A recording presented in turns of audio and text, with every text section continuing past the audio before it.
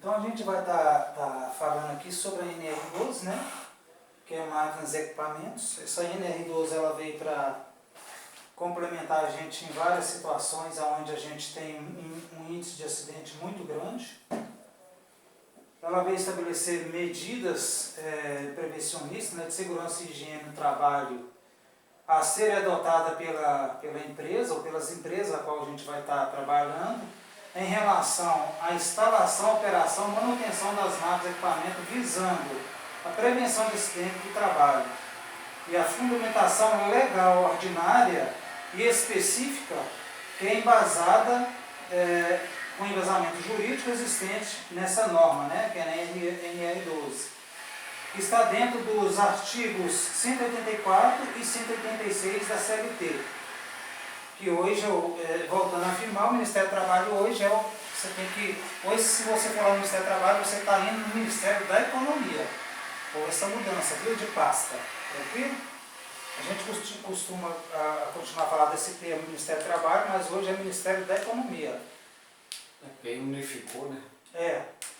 Unificou. Então, essa NR, quando ela foi constituída, é porque a gente estava tendo muito acidente com movimentação de máquina. A gente estava tendo muito acidente por falta de proteções.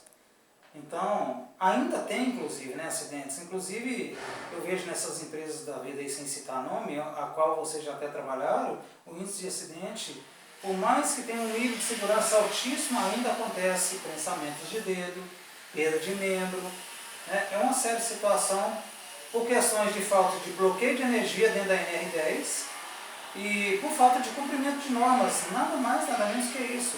É porque não cumpriram norma.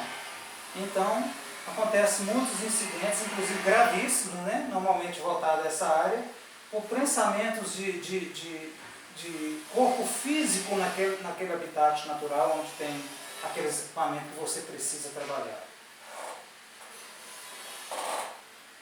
Ele estabelece alguns critérios que os pisos devem ser limpos, livres de óleo e outras substâncias, ou seja, nós temos que trabalhar com aqueles 5 sensos, né?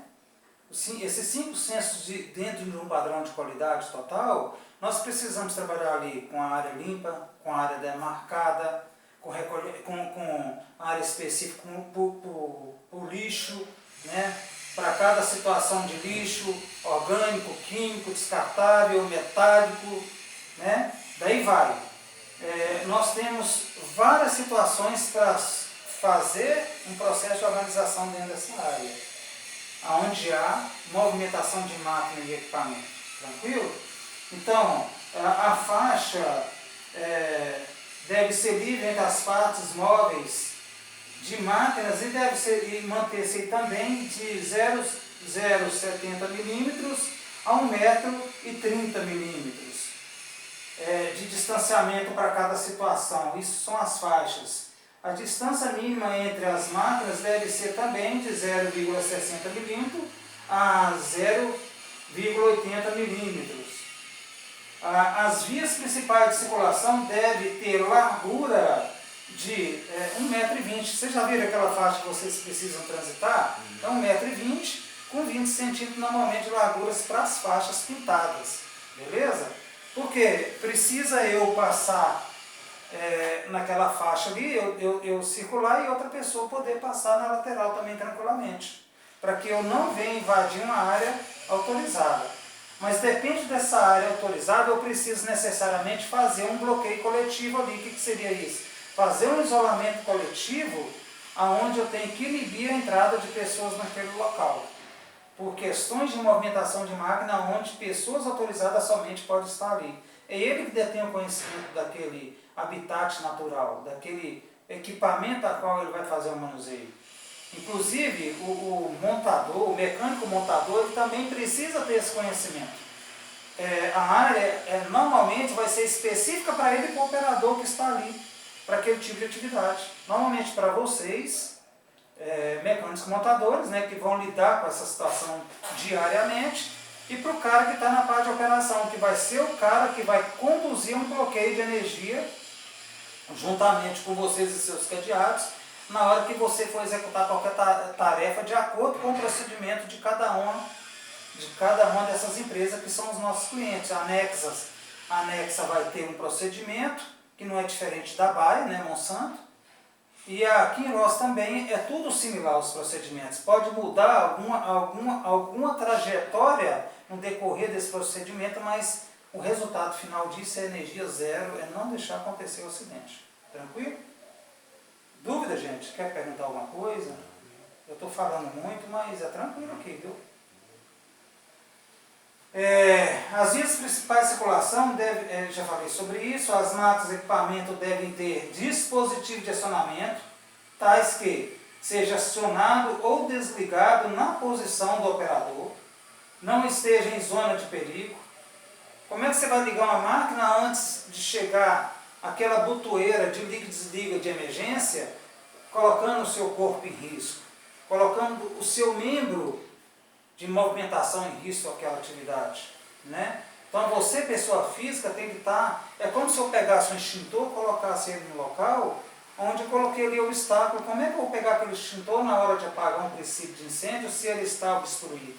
Então a mesma coisa é com movimentação de máquina. Nós precisamos ter consciência de que isso é necessário, né? Para que nós tenhamos aí uma segurança total em relação ao bloqueio de energia e atividade operacional para ela executar com excelência e com segurança, para que você possa realmente voltar para casa seguro. Lembrando que cada equipamento ele vai estar enquadrado dentro da NR12 e NR10. Todo equipamento para funcionar tem que ter NR10 dentro das condicionantes elétricas, né? Tem que ter um painel para ligar, tem que ter um fio para ligar, tem que ter rede elétrica para ligar. Então, a NR10 está muito ligada tanto ao quesito NR12, máquinas e equipamento, espaço confinado, trabalho em altura. Para trabalhar em altura, determinadas situações eu vou precisar de um equipamento que vai te elevar ali, né? Precisa de energia elétrica. Então, em todos os quesitos a NR10 ela está inserida. Vocês percebem que as NRs hoje é uma conjuntura que muitas das vezes repete muito dos procedimentos? A NR10 ela está inserida nesse conceito. E eu tenho um treinamento específico para a NR10 que é isso que o governo está tentando colocar em mente e ver o que ele pode fazer para enxugar esses procedimentos. Porque a mesma coisa que eu falo de NR10 dentro da NR12, eu vou falar na NR35, em todas as NRs praticamente. Eu vou estar falando um pouco de NR10. Eu vou estar falando um pouco de proteção de equipamento, ou um pouco de trabalho em altura. Eu estava vendo você estava passando no jornal os equipamentos que exportam, né, e tudo, né, aí lá tem um sistema de NR, né, de trabalhar. Aí chega aqui no Brasil, burocracia para o cara adaptar aquilo de proteção e tudo, governo. Trem de padaria, esses negócios, só tá mostrando lá e tudo, o cara paga o equipamento, o que ele ainda gasta, ainda para fazer aquela modificação. Não, o seu raciocínio foi fantástico, o seu raciocínio foi lógico. O que acontece? A mesma exigência que uma empresa tem para cumprimento dessas normas, a fábrica que fabrica esse equipamento não tem. Não tem. Aí é aquilo que você falou, nós temos que fazer, o empresário tem que fazer um processo de adequação naquele equipamento, que normalmente vai gerar um custo muito explícito. Eu vou te dar um exemplo aqui de uma maria que foi multada num policorte de pedra, aonde esse equipamento que corta pedra lá, ele estava simplesmente com uma botoeira de liga e desliga. E para ele padronizar isso numa botoeira, ele tinha que ter lá, dentro da NR10 pede a chave de emergência, a botoeira verde, a botoeira vermelha e a chave de emergência. Eu tenho que ter o liga, o desliga e a chave de emergência. São 3 botoeiras. O cara gastou R$2.500 para fazer essa adaptação. R$2.500. É muito dinheiro. Um cara que vive disso, né? Então, e ele ia ser multado em R$7.000 por falta dessas botoeiras. Ele tem culpa? Veio de fábrica. É um cara que não tinha conhecimento das normas, né?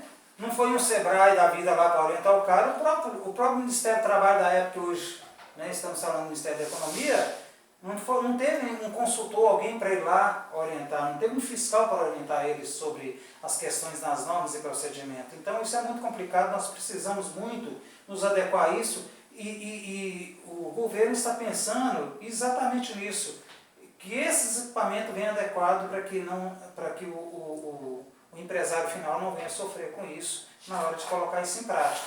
Porque isso é exigência de muitas empresas e nós temos que cumprir com a norma dessas empresas, independentemente de qualquer coisa, isso tem que acontecer. Exemplo, lá na Votorantim, você faz um romaneio lá dos equipamentos, né? E tem equipamento que não vai entrar porque não está adequado com as normas da Votorantim, com as normas da Kinross, com as normas da Monsanto. Eu tenho que pegar esse equipamento, fazer uma adequação para que esse equipamento possa entrar lá. Não é isso que acontece? Isso, é. Então, não tem como a gente fugir disso. Então, isso tem que realmente sair de fábrica e fazer com que essas normas, esses procedimentos aconteçam desde a hora que saia da fábrica. Outra coisa também que o governo ele deu uma podada foi na questão de Inmetro, né? Vai ter uma empresa característica para esses testes de equipamento sem a utilização da Inmetro, porque estava tendo aí muito desvio em relação a essa situação. Isso segundo fala do governo. Ele ia tirar isso dele, né? Essa responsabilidade dele, porque estava tendo corrupção em cima disso aí.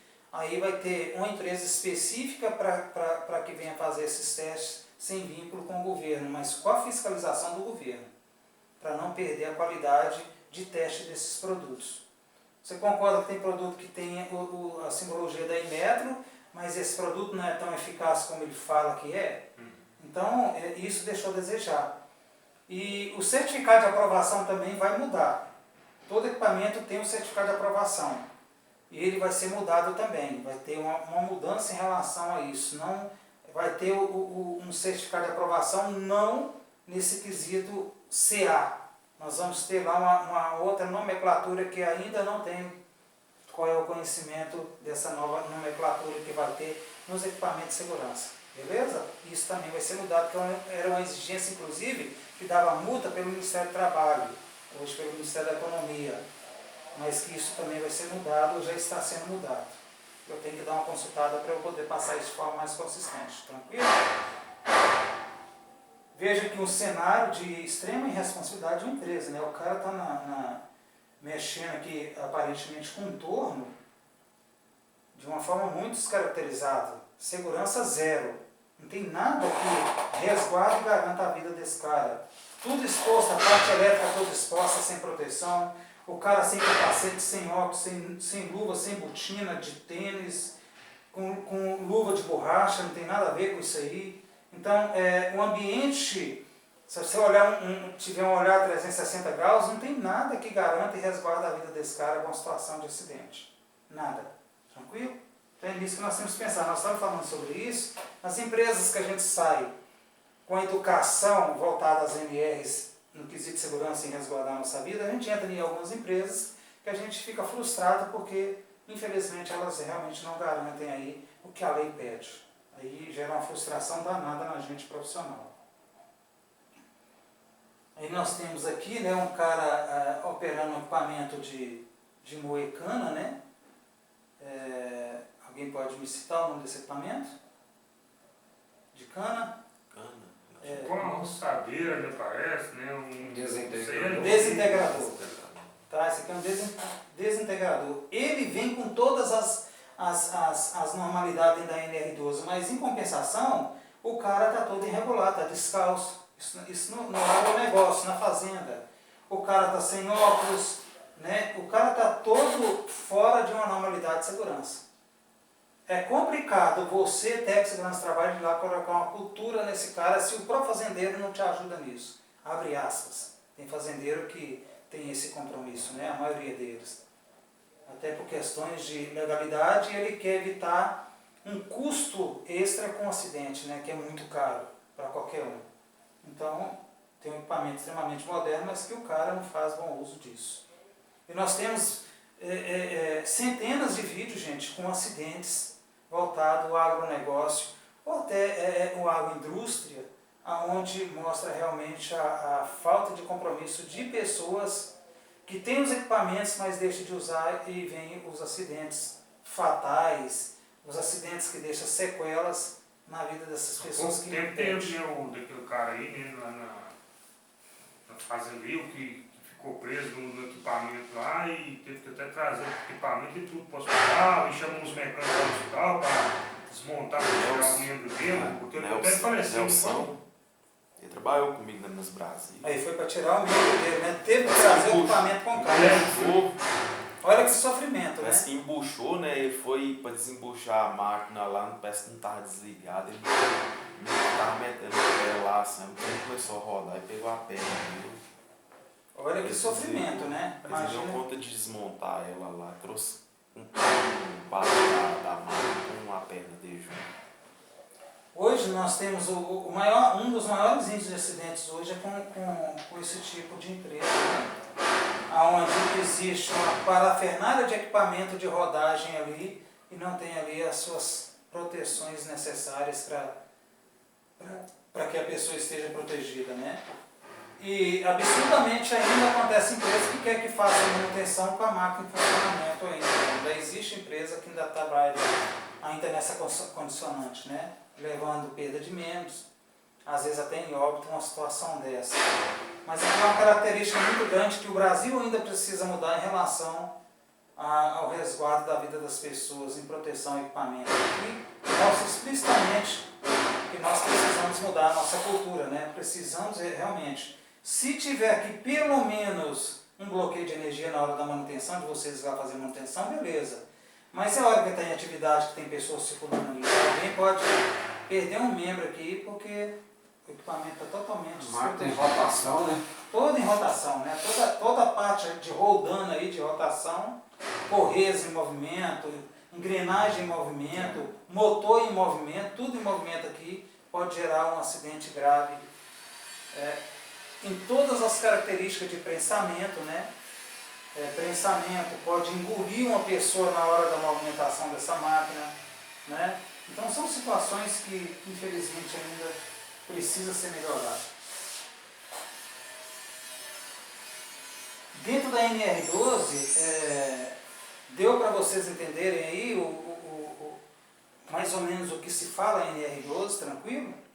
Então nós precisamos dentro da NR12, nós precisamos de algumas características, que é a preocupação com o bloqueio de energia, né? É claro que nós estamos falando aqui de uma forma muito sucinta, muito básica, mas a NR12 ela é muito extensa, então nós precisamos entrar em entendimento que a NR12 ela fala de toda parte móvel ou de toda parte fixa ou móvel de equipamento, onde as suas proteções podem ser fixas ou móvel ou de encaixe. Existe hoje tecnologia que faz com que você tenha acesso a uma determinada máquina, onde você simplesmente vai ali, tira e põe por encaixe. Não precisa de você ficar ali com a chave manual para tirar essas proteções. Isso facilita muito para que você possa exercer aí a sua função de uma forma muito segura. Tem também a parte de sensores, né? Tem também parte de sensores para você ter adaptação a ida a um determinado equipamento, onde você chegou lá, ele vai fazer um processo de travamento através do reconhecimento da sua massa corporal. Então, seria um plano para um tipo de bloqueio. Isso é claro que não funciona com empresa igual a Votorantim, igual a Nex, igual a Kinross, por exemplo, e outras empresas que eu conheço, onde precisa necessariamente você ir lá fazer o bloqueio, né, com cadeado, com a chave, com cadeado mega oficial. Você como solicitante e como executante tem que ter esse bloqueio necessário para que as coisas possam realmente acontecer, a energia zero e as coisas acontecerem de forma muito eficaz. A NR35 do trabalho em altura, conforme nós falamos, ela trabalha com aquela... Dentro do Ministério hoje da Economia, né, na antiga Ministério do Trabalho, do Emprego, na portaria 3.214 do ano de 78, elaborou-se aí a NR35. Por quê? A preocupação com o trabalho em altura, porque dentro da construção civil, nós batíamos recordes de acidentes fatais, com quedas de pessoas. Ainda somos recordistas na área civil em relação a essa situação. É muito preocupante ainda, mas amenizou bastante depois que veio esse procedimento, né? As coisas deram muito, melhorou muito. Então, o princípio da norma é o quê? Gestão e responsabilidade. Para trabalhar em altura não é uma atividade corriqueira. Então precisa ali de análise preliminar de risco, precisa de fazer uma permissão para trabalho e precisa de um plano de emergência, em caso de um acidente. Então não é diferente de um espaço confinado, tranquilo? Não é diferente de um NR12 com movimentação de máquina. E não é diferente da NR34 que mexe com ar quente, por exemplo. Eu preciso de movimentar a minha esmeriladeira, eu preciso de energia para a minha máquina de solda, eu preciso de várias situações onde vai entrar ali todas as quatro condicionantes para que você possa fazer um trabalho legal. Às vezes eu preciso da NR12, vou precisar muito da NR12 para uma atividade, da NR35, trabalho em altura, eu vou precisar para a quente NR34, e daí por diante eu vou precisar da NR10 e daí por diante de tantas outras normas para que nós possamos executar aí um trabalho eficaz. É uma junção, é uma engrenagem. Ela não trabalha sozinha, todos os NRs trabalham sempre com uma engrenagem, uma é dependente da outra. Porque o que está na NR18, construção civil, vai estar em todas. A NR18 ela contempla praticamente quase todas as NRs. Trabalho em altura, espaço confinado, trabalho ar quente, daí por diante. Né? NR6 que vem falar de EPI, NR7 que vem falar de PPRA, né? NR9 que vem falar de PCMCO, dos exames médicos, senão você não consegue ser admitido se você não passar por tais exames dentro da sua atividade, dentro da sua característica de função. Tranquilo?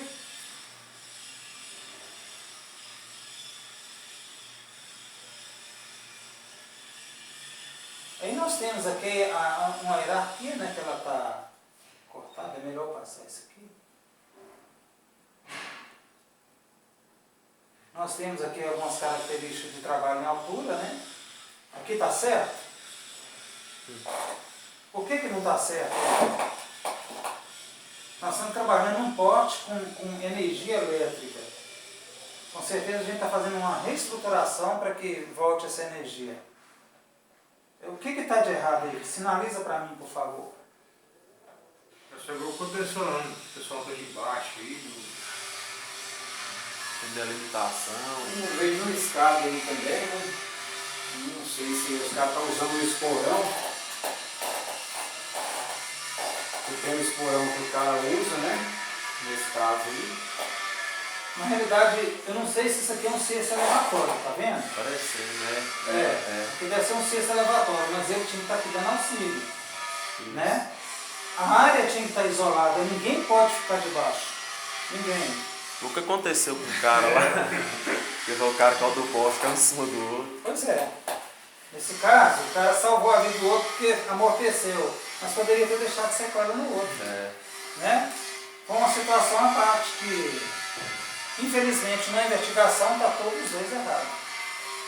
E com isso, quem sofre é a gestão, a empresa que às vezes pede contrato por causa de uma bobeira dessa. Então nós temos que ter ciência de que eles estão tudo certinho, tudo equipado, mas a parte coletiva está toda desestruturada.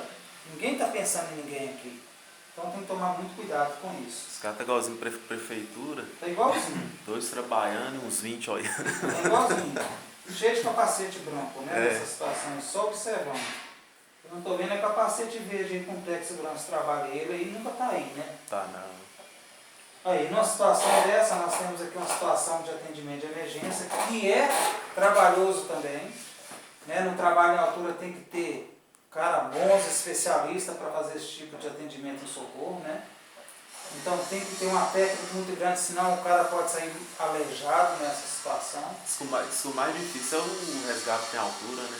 É um dos resgates mais difíceis, que eu entendo que o espaço confinado também é difícil. Eu acho ele muito mais difícil, o espaço confinado. Eu acho. É mais difícil. Eu acho. Trabalho em altura, quando tem uma equipe especializada, ela é muito light, sabe? É muito rápido. Eu falo que eu fiz treinamento na Petrobras, em São Paulo. Então, assim, a gente olhando a técnica aplicada, não é difícil não. Mas O cara come aquilo todo dia, né? Vai É como um fazer jogador de futebol, na joga aquilo prática. todo dia, então é prático. Mas com um espaço confinado você vê ali na prática as dificuldades, não é fácil. E Principalmente na hora quando do se trata- sinistro muda, né? muda totalmente o Não tem cenário. como o cara achar O que... fator emocional tem que estar muito equilibrado, É. né? O fator racional tem que estar equilibrado, o fator de escolha quem salvar, como salvar, por que salvar aquela vítima. Então são situações que você precisa juridicamente pensar na sua cabeça. Qual a postura minha, o que foi falado, aí é onde entra o planejamento antes da atividade. O que foi falado? Qual é o plano de emergência? Qual é o procedimento para essa situação? Quem eu devo resguardar, quem eu devo salvar neste momento de atuação? Então tudo isso a gente tem que pensar. Trabalho lá na Maquinhossa, eu era brigadista, não sei se os meninos Também já foi? Eu fui brigadista também. Então, assim, no treinamento lá, o instrutor já perguntava ao cara no que o cara podia ajudar, né, nessa questão. Porque tem cara que se vê o outro desmaiar, vai sentir mal também. Se vê sangue, né? Mas aí você lembra que eu falei? Aí, será que esse cara mentiu na hora do exame Talvez o cara também convencional? né? Talvez o cara descobre na hora, né? Talvez nem sabe. Então, é onde você falou aí que talvez o cara só fazendo contato, né? Comunicação, ele já serve, né? Nesse caso. Ele não precisa ser o cara que vai lá e dá o primeiro socorro. Vou te dar um exemplo. Você Falando já, conduzindo isso, ele já... Você está dando um exemplo disso aí, não é? É um caso que aconteceu e que é real. Isso. A pandemia é real. O coronavírus é real. É. O mundo inteiro está perdido. Né? Que risco invisível é esse? Aonde ele está? Por onde ele começou? Eu preciso fazer um processo racional. A emoção tem que ficar um pouco de lado, cientificamente falando, para eu poder encontrar o ponto de ataque, né, de eliminação desse vírus. Então não é diferente com qualquer atividade. O processo de salubridade nesse processo está para o Brasil inteiro, para o mundo inteiro. Onde você vai pegar, onde você vai andar, tem salubridade. Eu posso ser contaminado a qualquer momento, a qualquer instante. Será que isso foi pensado dentro de um processo de higiene e segurança do trabalho? Nós estamos passando por um processo que tudo caiu por terra. É um processo de fragilidade que hoje todos, independente de ser funcionário ou não, a comunidade mundial precisa usar equipamento de proteção. Olha que coisa, né? E nós passamos por uma situação onde está faltando equipamento de proteção. Tudo hoje serve, aí teve que cair por terra registro de como usar, o que usar, a gente procurando melhor material para tentar se estruturar, mas como não tem que se virar com o que tem. Está fazendo até em 3D, né, aquelas coisas, construindo um protetor facial com 3D. com 3D. É. A empresa lá em São Paulo. Lá, O pessoal do sistema prisional, né?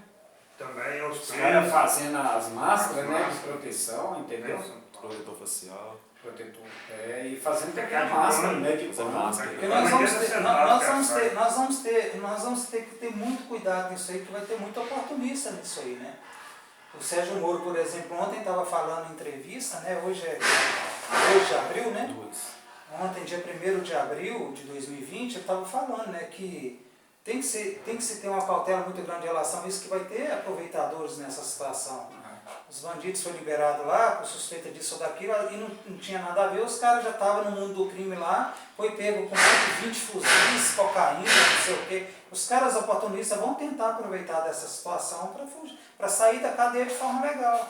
Mas sem igual trabalho esse lá nenhum. mesmo, ele está ganhando redução na pena, o salário e lá ganhando alimentação. Pois é. Tipo assim, ganha mais que um pai de família que tem fora, e pelejando, e não está tendo nem serviço esse povo. Esse gato Porque aí o cara tá em reclusão dentro de casa, é um pai de família, é trabalhador, e o cara tá lá fazendo as máscaras. Aí eu te falar uma coisa, mais. no sistema prisional, a mesma leitura que tem que fazer de nós aqui fora, tem que fazer deles lá dentro. É. Se não tem por que ficar com medo.